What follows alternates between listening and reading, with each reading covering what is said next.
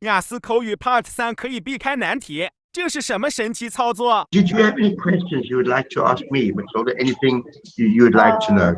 Yes. Do you think that my answer is long enough? Yeah. In part 3. Yep. Yeah. Don't worry about it. The thing is, again, from the IELTS point of view, right?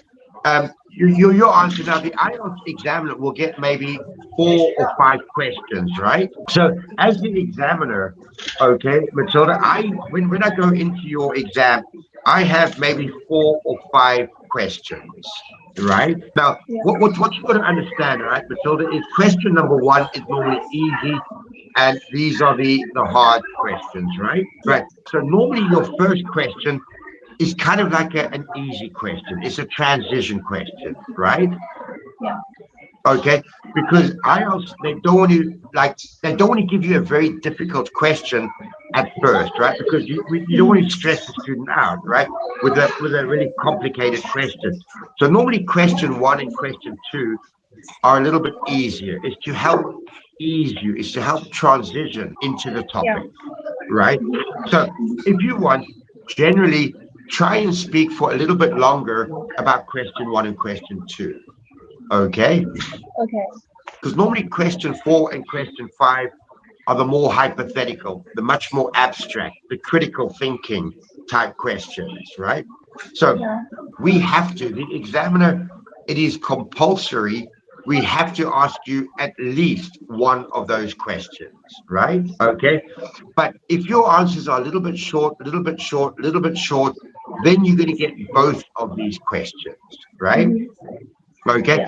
So I've got no doubt of your ability, Matilda. I think you can handle all of the hard questions. I don't think you've got any problem with that. I'm just saying, just be aware of it, right? Yeah.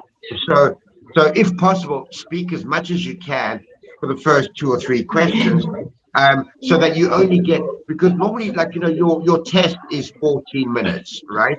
So, part three normally goes from about plus minus 9 minutes to 14 minutes, right? It's about 5 minutes long. Okay. Now, it doesn't matter what you are saying. Normally at about 12 minutes 30, we will interrupt you and we will ask you either question 4 or question 5, right? So at about 12 minutes 30, we're going to interrupt you and we're going to ask you one of the hard questions, because we have to. But obviously, like if you keep on talking, if your answers are too short, well, we're going to have to probably do both of the questions, right? So you ask, is your answer long enough? Now, all that I can say here is you don't need to worry about that. Okay. Yeah. Okay. Like, your answers were long enough. Now, if your answer is not long enough, the examiner will ask you follow-up questions, right? The examiner will say, well, can you tell me more about that, right? Okay. Look, in part 3, you should be aiming for anywhere between 40 seconds plus, right? You should be answering about close to the question, and the answer should be taking about a minute, right?